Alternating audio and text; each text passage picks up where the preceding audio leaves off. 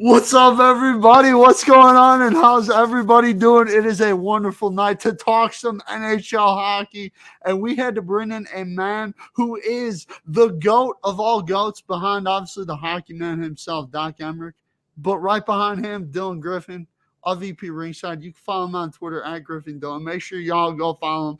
Best hockey follow on Twitter. Dude be dropping bombs on the internet with his hockey content. It is absolutely unbelievable. And guess what? Hockey Talk is back. The greatest hockey talk show in America is back tonight. We are live on YouTube. Tell your friends, be a friend, tell everybody, tell your family. Tell them to come in, enjoy some hockey. Comment questions down below for us. We'll be answering them throughout the night. But Dylan, I gotta start with you, man. How you been, man? It's been a minute since you've been on the show. How you doing? I'm doing great, man. Living, working, There you go. doing There you go. what I do. Dylan, big Sam's Club guy. Got him working over at Yes, Sam's sir. Club. Obviously, still doing his stuff over at EP Ringside. Make sure you guys go check them out. That's linked down below. But Dylan, man, we're back. Hockey Talk. We're gonna be covering a lot of hockey topics tonight. A lot going on in the world of hockey. But Dylan, I want to start first with last night, man. Sidney Crosby, 500 goals. Just what are your thoughts on that as a whole? And yeah, he's been around. He's one of the best hockey players of all time. Finally hit that 500 goal mark. I saw on the NHL posted the picture of him with the puck, and Kenny Malkin said credit to me for the assist, because Malkin has assisted more of his goals than anyone else. So he's getting all the credit for it. But yeah, 500 goals. He's always more of that playmaker guy, more assists than goals. But you know, it's that Ovechkin versus Crosby debate. But 500 goals, big milestone. No more. He's not a kid anymore. He's all grown up. Yeah, I think what's most impressive about Sid is just how he's been able to do it for this long. I mean, you talk about a guy who's been around hockey, been in the NHL for so long, and a guy that just continues to put up points at a high level, put up goals at a high level. And when you talk about him, you talk about one of the best players of all time in the hockey world and universe and stratosphere. When you're talking hockey, especially nowadays, Sidney Crosby is definitely one of the guys that comes to mind. But Dylan, you brought up an interesting point there. Ovechkin versus Crosby. Who would you take? Who's your guy, man?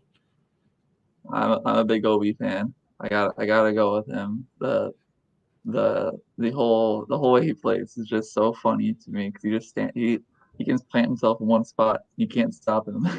Crosby can do all the dirty work, but you can't stop him. He's just gonna sit there. He's gonna score goals every game. He's on my fantasy team for a reason.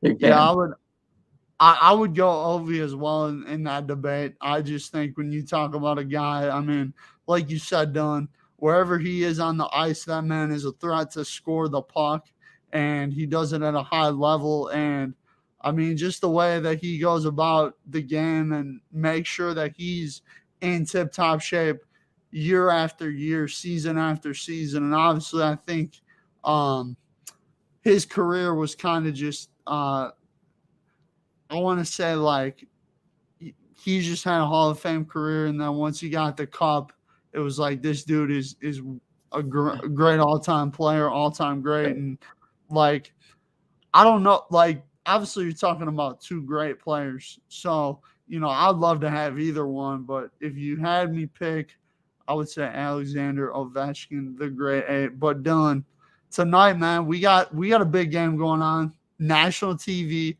The Vegas Golden Knights host the Colorado Avalanche.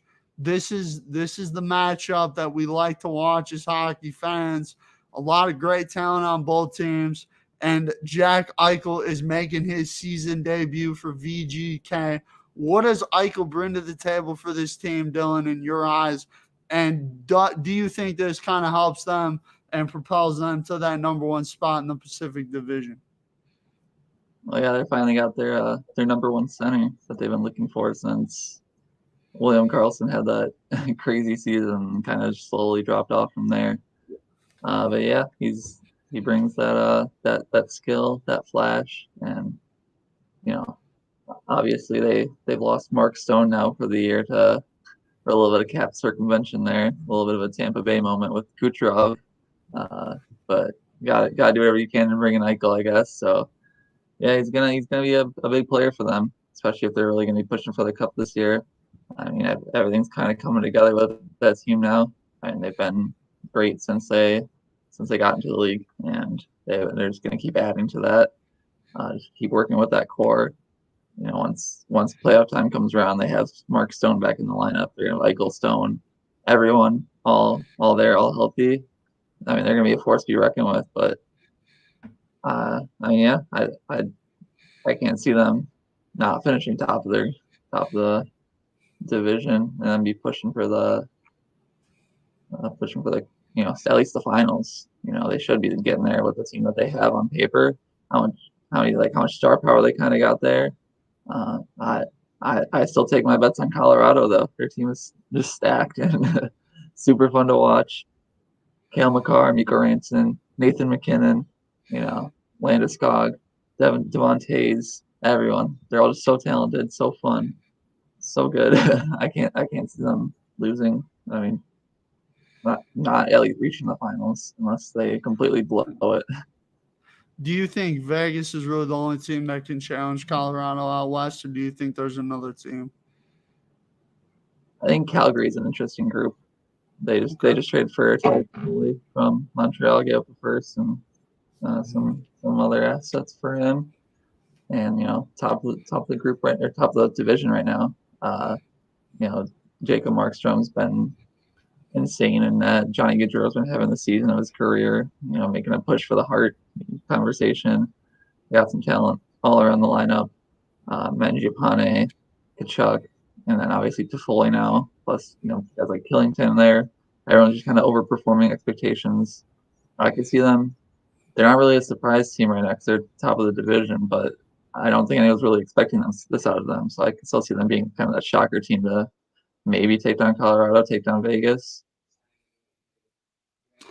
Yeah, I think Calgary's an interesting team to me, but really, I said this before the year, and I'm kind of standing firm on it. I just think it's between Vegas and Colorado, and for me, I really like Vegas because I think like they last year just were able to impose their will on Colorado.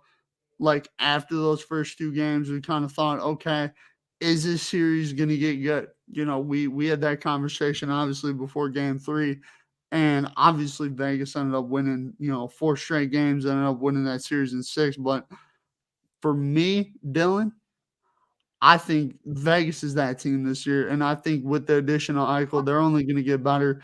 If Stone's fully healthy too, I think that's a big piece. He does so much. We obviously have this conversation about two-way guys. Stoner, one of the best two-way guys in the league. So when you talk about him with the compliment of Jack Eichel and then Alex Pietrangelo, now I believe Robin Leonard's out for a significant time, so I would look for them to probably make a move for a goalie.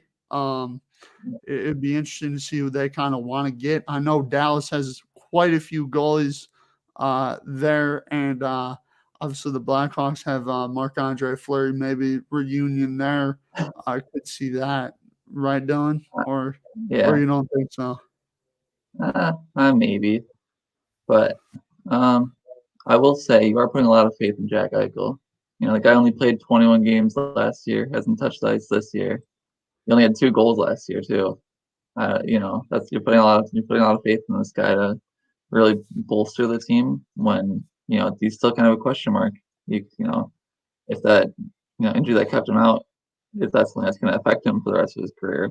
They gave up quite a few assets to get Eichel, and now you're still kind of dealing with a blank slate. You don't really know what you're going to get with him quite yet, and I mean they're going to find out tonight what he is and what he can do. But with the debate is Vegas versus Colorado. Colorado has Nathan McKinnon first line center. Yeah. You know, we've seen what he's done all year, what he did last year, what he can do in the playoffs. Jack Eichel, we didn't see at all this year. We barely saw him last year, and he's never played in the playoffs. So it's kind of that we know what we're getting with McKinnon. We know that skill that he has. And Eichel's still questionable. And it's like you have Mark Stone versus Mikko Rantanen. Rantanen brings that really strong scoring ability. He brings that speed. Stone brings that more reliability. Not quite as good offensively, but brings that two-way game. It's all kind of debating back and forth. And I feel like just looking at the pieces, what's there, Colorado does have the better team in most aspects.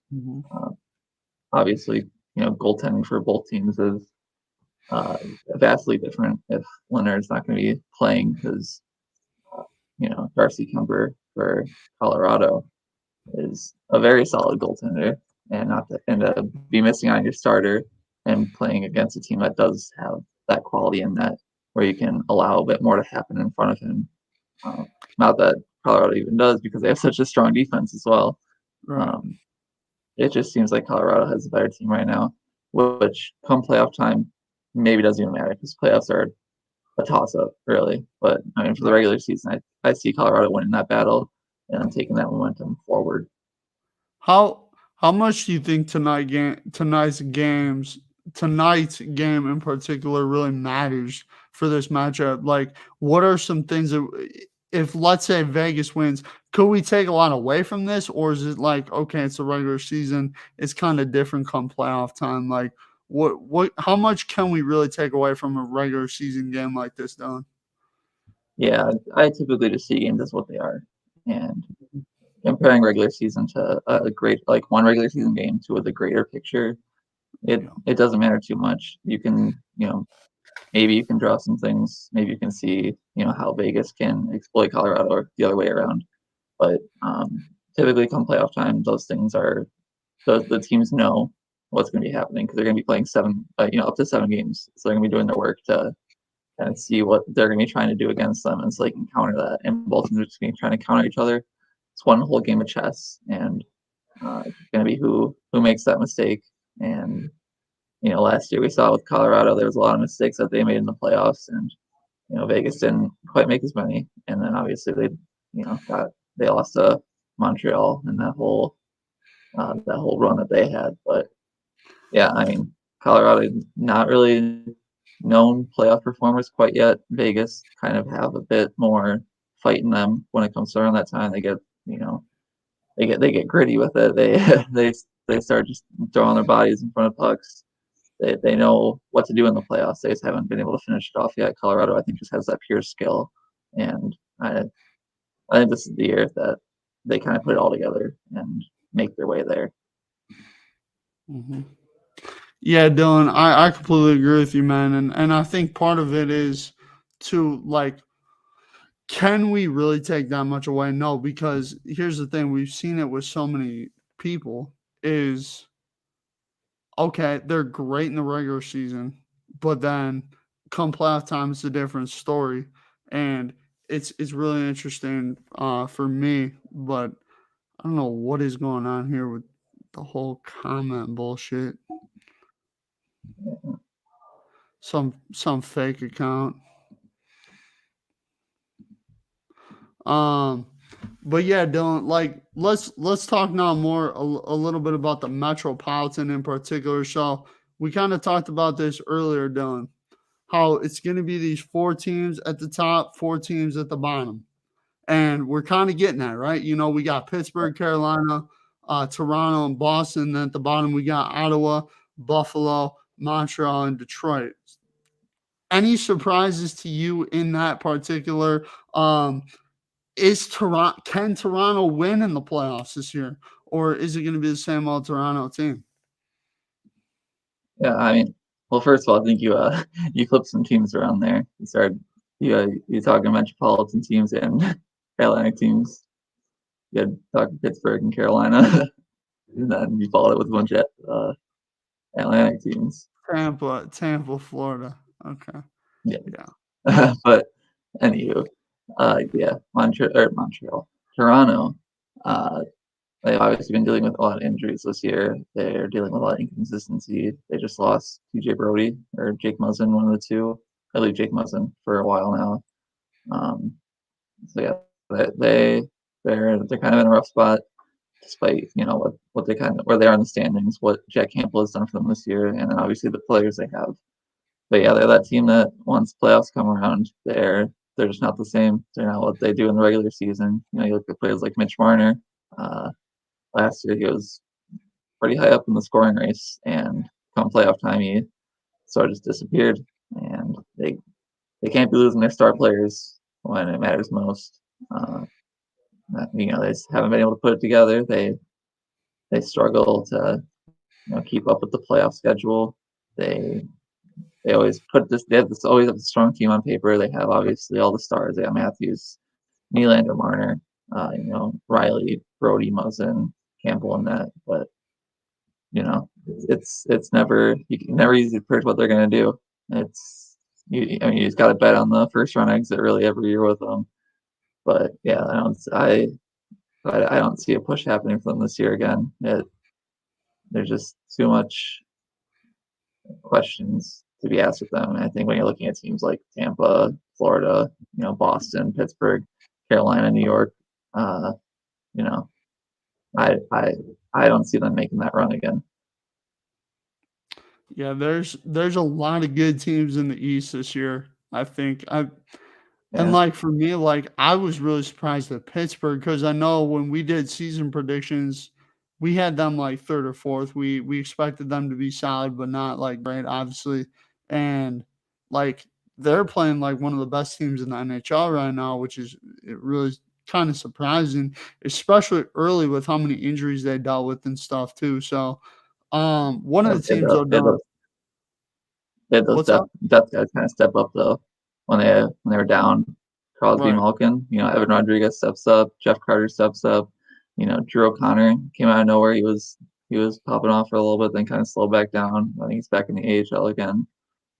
But yeah, they're surprised that they held up so well, and now they're full strength again, and now they're just tearing the league apart. Yeah, and I mean, too, with the way Crosby's playing, this might be a team that can go on a run here, Don. I think they definitely have a shot. But again, I think with the West, it's more cut and dry. Like Colorado, Vegas, maybe Calgary, but then in the East, it's like, okay, well, who's the favorite? Because like I could see Boston winning. Wait, they're the fourth best team or whatever right now in the Atlantic. There you go. I got it right. See, I meant to say Atlantic, but I said I'm not sure. That's Yeah, got screw me all yourself screwed off. up. Got me all screwed up, but it's okay. This is But why I like doing lives you're though, just because people see the screw you, ups. you are discounting Minnesota though. I think I Oh, think you left them out of that discussion. They've been doing really well this year. Look at the young guys, Kaprizov, Boldy stepping up, the defense, the star forwards. Things are clicking there. That could be the surprise run. yeah. I mean, here's the thing though: is can Minnesota beat Colorado or Vegas? Like, that's my one question with them. Like, I think they could beat every other team but those two. Right. But like, could they? Yeah. I mean, here's what I think is going to be the issue with Minnesota is can they have it because if Talbot's playing out of his mind, they have a great chance as any. Because you ride a Right. good goaltender, you can ride a good goaltender all the way to the Stanley Cup. I mean, we've seen that the past couple of years. You know what I mean? Yeah. Yeah. I But mean, Dylan, you think it's Minnesota could make a move at this thing? I mean there's plenty of time till the trade deadline. They got moves to make. They got picks they can trade. Just kind of strengthening their forward group. I'd say is what they need to do right now. You trying to bet on a goalie is probably not worth their time. I think they just Yeah. hang on to Talbot, let him do what he needs to do. Probably just strengthen that forward group. So you kind of look at their top guys, and they have like Kaprizov. They got Joel Eriksson, got Kevin Fiala, uh, you know some players like that. Matthew Boldy's been killing it in his short time. You got the defense. Spurgeon brought in Dumba. Kulikov is solid, but just adding more depth pieces, adding more certainty to their when their starters aren't out there, that they can hold on to the leads or try to build on their leads or come back from deficits. They just don't really have that right now, and it's kind of shown when they've played like Colorado, Vegas this year. They haven't beaten either of them yet, but I think come playoff time, I could see a different story. Just how different it is from the regular season. Just what they have going right now, how kind of hard they play, how effective they are when they on the forecheck. Just kind of those things coming all together. Just play with speed, play with power, and that's usually how you got to do it in the playoffs. And I think they have a team that's built for that. Uh, Vegas, Colorado, they kind of have their things that are more skill based, more high tempo offense. I think you can hit against that if you just outwork them, and I think Minnesota can do that. Well, and I mean, last year we saw, I mean, good teams that rely on skill got beat by, the teams that played the right way, Montreal, Right, obviously, and then the Islanders as well. I mean, they knock out Pittsburgh, they knock out Boston, who, we thought both those teams would be moving on, and right. no, I'm not an Islanders fan, Dylan. I know you still bring that up now and again, but we all about Boston or Chicago over here. It's half and half normally. Yeah, Dylan. I see you, bro. I see you, bro, with the air quotes. It's okay, Yeah, but yeah, a man. Like, non-Islanders fan, guys. no, no. But I think, Dylan, really what this is going to come down to is what teams are playing their best hockey. We kind of see this every year in the NHL playoffs, where teams that are coming in playing well can make some noise. Teams that are kind of stumbling into the playoffs sometimes lose early. So I think this stretch here is going to be really key. But Dylan, I'm going to ask you this, man. If I were to ask you right now, who's going to win the Eastern Conference? What's your team?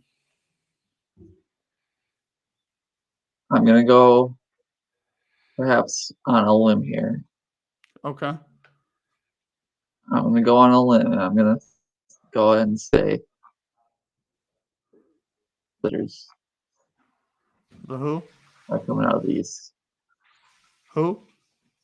The New York Rangers. The New York Rangers. All right. Why the Rangers, Dylan? I'm just a fan of their team. I mean, Artemi Panarin's obviously that superstar. Chris Kreider's been incredible this year. You look at the back end with Adam Fox, Ryan Lindgren. Shesterkin and net is insane. He's a man on a mission right now. You get those young guys coming together. Everyone's picked up the pace. They had kind of a slow start to the year. Guys like Lafreniere, Kako weren't really doing too much, and now they've kind of picked that up.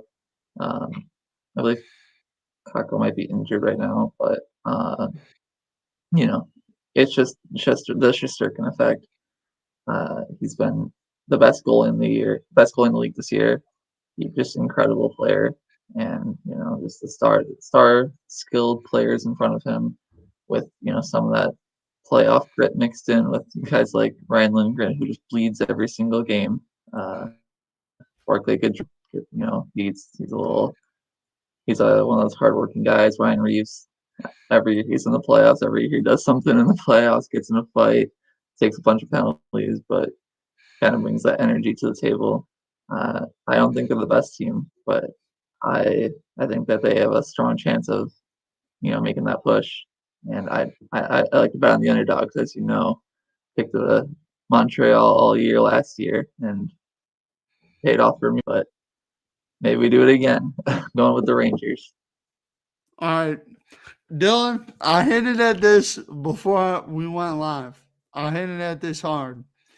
Now, the boys from Boston are currently sitting at 58 points, which is 7th in the Eastern Conference currently. Having a little bit of a down year, you know what I mean? Questions at goaltender. As much as I would love to pick the Boston Bruins, I just can't do it. I have too many concerns about their goaltending. If you tell me a healthy goaltender's in there, a good goaltender's in there, I'm probably picking this team to win the whole thing. But, Dylan, it's not the case, bro. It's not the case. So, I'm gonna go with the Pittsburgh Penguins. I'm gonna say Sid the Kid gets it done. Boring. I know it's kind of like the favorite pick, but I just think this is the year with that team. Like you said, Dylan, the depth stepped up there. The depth stepped up when those big guys were out. I think that's going to benefit them down the stretch. Because again, it's like in the playoffs, you're constantly playing hockey. You're constantly getting beat up. You need depth. You need that third and fourth line to provide in the playoffs. Pittsburgh's gotten that this year. And I think that this team is really ready to roll. Now, I think, obviously, you're on Colorado. I'm on Vegas. I'm going to ask you, sleeper team in the Western Conference to win it outside of Vegas, Colorado. Who is it? Outside of Vegas, Colorado. Man. Oh, yeah, I'd take a look at the standings here. I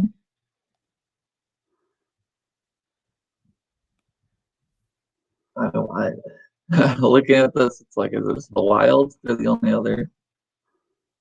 I feel like they're the only team that's built to make that run.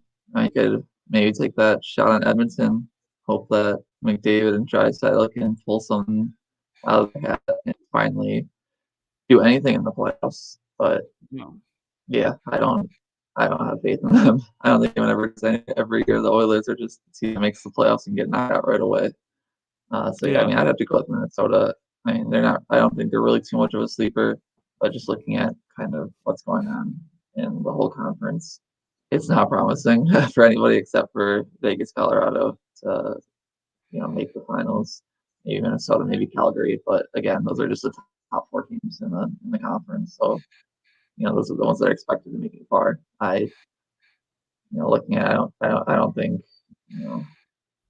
Edmonton, they don't have what it takes. LA isn't really a finished product quite yet. Anaheim is also just kind of banking on Trevor Zegras to be insane like he has been all year.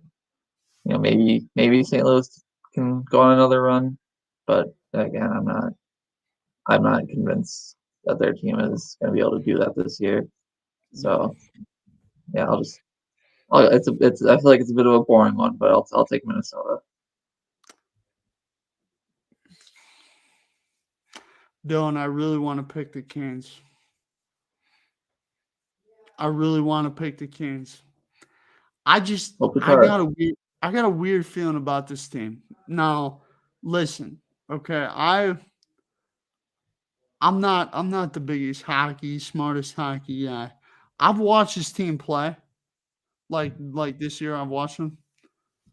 They got some grit. They got something that I think could give Vegas or Colorado some fits. Now, do they make the cut? Maybe not, but could they win a playoff series? Yeah. I think this LA Kings team is kind of growing before our eyes here, and I like them as a deep dark horse sleeper team, Dylan. I'm going against the boring pick here. I went with Pittsburgh, but now I'm going with the deep sleeper, LA Kings, Dylan. What are your thoughts on that, man? What do you think? I mean, they got some pieces. Kopitar has been incredible this year. Dano has stepped up. Arvidsson. They got the young guys, Byfield, Kaliev, Bjornfot. Names all around there that are promising. I don't think there's enough yet. I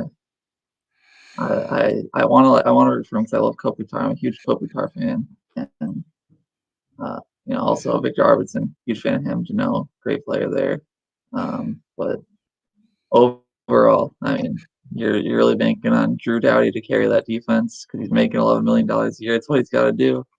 And yeah, I don't know. There hasn't been enough consistency in their game. I don't think they've been just kind of a bang average team for me. So I don't think they're making that push personally.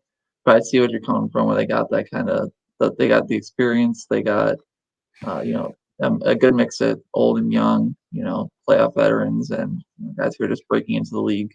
It'd be an interesting one to see how far they go, but I can't see them, beating a Colorado, beating Vegas in a 7-game series. Dylan, I'm gonna tell you, I do respect it. I will say this, okay? I thought I said before the year on our predictions, because I went back and watched them today before the show. So I didn't sound like a complete idiot when I said this, but I think I picked like LA to go finish like third in the division. And I said that this team to me feels like they're ready before everyone else said it. And my port's kind of looking decent right now, Dylan. I mean, they're hovering around, second, third, fourth place right now in the division. So I'm freaking hyped about it, dude. I am freaking hyped. So I mean, yeah, that division is just very tight because it's all, nobody has more than 60 points, and 60 points would put you in third or fourth place in the Central, depending on how many games you played. So that is a bit worrying because clearly the weakest overall division, besides Vegas and Calgary, no one's kind of able to really break out of that pack. So I mean, maybe LA finishing third wouldn't be surprising. Edmonton finishing third, Anaheim finishing third, which depends on who kind of finishes off those last games with wins and who doesn't, who drops points where against who, that kind of thing. Just kind of, and who's going to beat up on the Kraken or the Sharks and get those easy points, and who's going to lose those games. Yeah, and Seattle and the Sharks have both been really down this year, which was really surprised with Seattle. I thought they had some promise heading into the year. But Dylan, I'm gonna tell you this, man. Always a pleasure talking hockey with you, especially on YouTube. So always a good time, man. Always great, always fun. Anytime you can talk hockey with a man that knows more about hockey than you do, it's a great time. And, Dylan's second goat behind Doc Emmerich. I'll say it again. I say it every show. Dylan doesn't agree, but it doesn't matter. You want to know why? Because it's true. Okay? It's true. There you go. From the man himself. But make sure to go check out Dylan on. Wait, whoa. Whoa, what? I thought there was a Jake Mueller question. Oh, yeah. So I forgot about this. Thank you, Dylan, for reminding me. So I texted Jake. I'm like, hey, man, you want to hop in here tonight? He's like, no, I'm good. And Kevin goes, Jake don't know nothing about hockey or something, all right? And Jake lists off like 4 things in hockey or whatever. And stick, ring, skate. Yeah. So I'll goal, hat trick, ice, hockey stick. Say I know nothing about hockey again, Kevin. Very funny again. And here early on, so Kevin goes, who's their rival? Jay goes, Red Wings. And I'm like, okay, that was kind of a rivalry back in the day. Not as prominent anymore. That's what I said. I go, rivalry back in the day. And then he goes, the Penguins. And this is where I'm like, no, they're not really rivals. You don't think of that. Like if you would have said, okay, the LA Kings, I would have been like, all right, they had some big time playoff battles here. Or, you know what I mean? I could see that. Yeah. And Jake's talking crap. Kevin goes, it's the St. Louis Blues, which again, I completely agree with because I think that's the rivalry. You know what I mean? Right. So I'm sitting here laughing my ass off, Dylan. Okay. I'm laughing my ass off. And I'm like, yo, I'll ask Dylan about this on Hockey Talk. Jesus. Got bot accounts. But Yeah. I'm going to ask you, Dylan, who's the Blackhawks rival? It's St. Louis. I St. mean, Louis? yeah, St. Louis is like the main one these days, and then I mean, there's still something there with the Red Wings, but different conferences now, so don't really get to play them as much. But yeah, I mean, you could look at. I think St. Louis would be number one. I think then it goes down to Detroit, and then probably Nashville would be the number three. Yeah, I agree. But yeah, there's my list. Dylan, thanks, man. Appreciate you. Go check him out. Twitter, Dylan Griffin, at Griffin Dylan. Follow him. All that stuff. EP Ringside as well. Make sure you guys go check him out. Thank you guys so much for rocking with us tonight here on YouTube. Dylan, stop on by after the show. We'll chat up a little bit. Y'all have a great night and enjoy the Colorado versus Vegas game tonight. Peace.